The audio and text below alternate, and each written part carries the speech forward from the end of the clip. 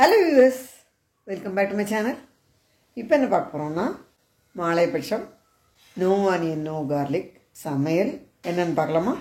மாலைபட்சம் special no onion no garlic சமையல்ல இன்னைக்கு தேங்காய் தனியா இல்லாம வறுத்து அரைச்ச பிட்லா பருப்பு போட்டு வத்த குழம்புன்னு சொல்லலாம். கேரளா பக்கம்லாம் இத பிட்லான்னு சொல்லுவா. அதுக்கு காம்பினேஷனா வாழைப்பூ தோரன் பார்க்கலாமா? பாகற்காய் போட்டு தான் குழம்பு பண்ண போறேன்.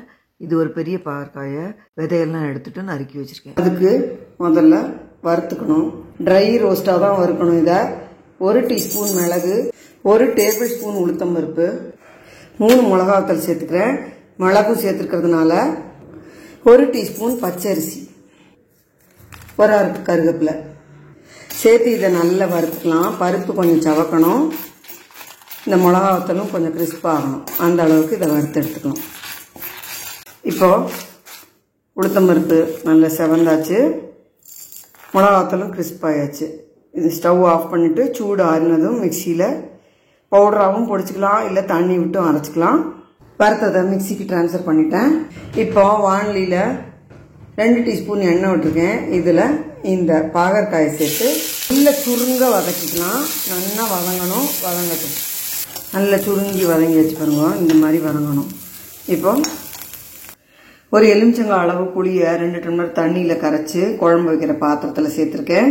இதில் 1/2 டீஸ்பூன் மஞ்சள் பொடி, இந்த வதக்கி வச்சுருக்கிற பாகற்காய், இந்த குழம்புக்கு தேவையான உப்பு 1 டீஸ்பூன் சேர்த்துக்கிறேன். இது கூடயே பெருங்காயமும் சேர்த்து கொஞ்சம் கொதிக்க விட்டுக்கலாம். கொஞ்சம் கொதிக்கட்டும். அதுக்குள்ளே குழம்புக்கு அரைச்சின்னு வந்துடலாம். இப்போ பச்சை புளி வாசனை போக நல்லா கொதிச்சாச்சு. இப்போ இதில் அரைச்ச மிளகு, மிளகாவத்தல், உளுத்தம்பருப்பு கலவையை சேர்த்துட்டேன். நான் தண்ணி விட்டு அரைச்சி எடுத்துன்னு வந்துட்டேன். இந்த மாதிரி ஒரு பெரிய கரண்டிக்கு 1.5 கரண்டி துவரம்பருப்பை மஞ்சப்பொடி சேர்த்து குக்கரில் வேக வச்சு எடுத்துருக்கேன். நல்லா கலந்துட்டு இந்த பருப்பை இந்த பாகற்காய் பிட்லாவில் சேர்த்துடலாம். இப்போ பருப்பு சேர்த்து தேவையான அளவு தண்ணி விட்டு கலந்தாச்சு. குழம்போட கன்சிஸ்டன்சி இந்த மாதிரி இருக்கும். இது கொஞ்சம் ஒரு கொதி வரட்டும். நம்ம பிட்லா ரெடி. இதுக்கு தாளிச்சு கொட்டலாம். குழம்புக்கு தாளிக்கிறதுக்கு 1.5 டீஸ்பூன் நல்லெண்ணெய் விட்டுருக்கேன். இதில் கடுகு, ஜீரகம், கருவேப்பிலை சேர்த்து இந்த பிட்லாவில் சூப்பரான தேங்காய் தனியா இல்லாத வறுத்து அரைச்ச கேரளா ஸ்டைல் பாகற்காய் பிட்லா ரெடி. பிட்லாவுக்கு தொட்டுக்கிறதுக்கு வாழைப்பூ தோரம் தான் பண்ண போகிறேன். இந்த வாழைப்பூவை பொடியாக கட் பண்ணி எடுத்திருக்கேன். எப்படி கட் பண்ணணும்னு இதுக்கு முன்னாடியே வீடியோ போட்டிருக்கேன். வாழைப்பூ பிட்லா பண்ணதில் அதோட லிங்க் டிஸ்கிரிப்ஷன் பாக்ஸில் கொடுக்குறேன். அதோட லிங்க்கு டிஸ்கிரிப்ஷன் பாக்ஸில் கொடுக்குறேன். வாழைப்பூ கல்லன்லாம் எடுத்துகிட்டு ஆயிரது நிறைய பேருக்கு தெரிஞ்சிருக்கும். இது 1 டேபிள் ஸ்பூன் பயத்தம்பருப்பை வெந்நீரில் ஊற வச்சுருக்கேன். அதை இந்த வெந்நீரோடையே இதில் சேர்த்துட்டேன். இது லேசாக வேகட்டும். இதில் கொஞ்சமாக மஞ்சப்பொடி சேர்த்து ஜஸ்ட் ஒரு கொதிக்கட்டும். அப்புறமா வாழைப்பூவை சேர்த்துக்கலாம். இந்த மாதிரி கொதித்ததும் இந்த வாழைப்பூவை நல்லா தண்ணியை புழிஞ்சிட்டு இதில் சேர்த்துடலாம். இதை நல்லா மிக்ஸ் பண்ணி விட்டு கொஞ்சம் வேக விட்டுக்கலாம். நல்லா கொஞ்சம் கொதித்து வெந்தாச்சு. சட்னி வெந்துடும் வாழைப்பூ.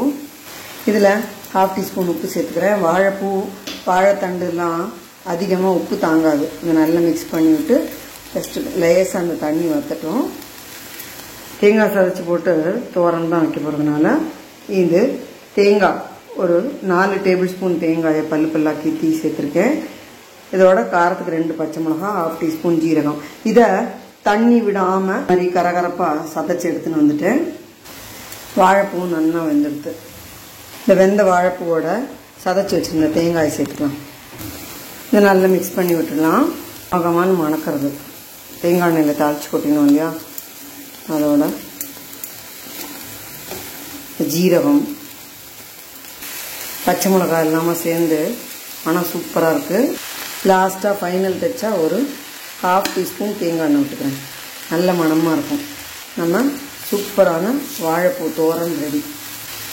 இந்த மாதிரி பண்ணும்போது இதில் தோரத்தே தெரியாது. ரொம்ப நல்லது கூட உடம்புக்கு வாழைப்பூ. என்ன ஒரே ஒரு ட்ராபேக் என்னன்னா இதை ஆஞ்சி நறுக்கி வைக்கணும். அதுதான், அது முதல் நாளே பண்ணி. இப்போ நம்ம வாழைப்பூ தோரம் ரெடி. மாலைபட்சம் சமையல் பாகற்காய் பிட்லா, வாழைப்பூ தோரம் ரெண்டுமே ரெடி. நான் ரசம்லாம் எப்போதும் வைக்கிறது இல்லை.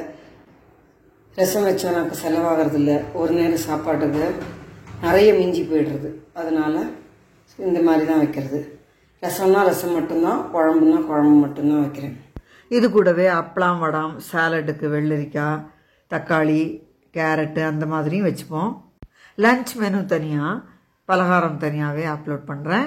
வியூவர்ஸ் பார்த்துக்கோங்க. இந்த வீடியோ எல்லாருக்கும் யூஸ்ஃபுல்லாக இருக்கும்னு நினைக்கிறேன். லைக் பண்ணுங்க, ஷேர் பண்ணுங்க, சப்ஸ்கிரைப் பண்ணுங்க. தேங்க்யூ ஃபார் வாட்சிங்.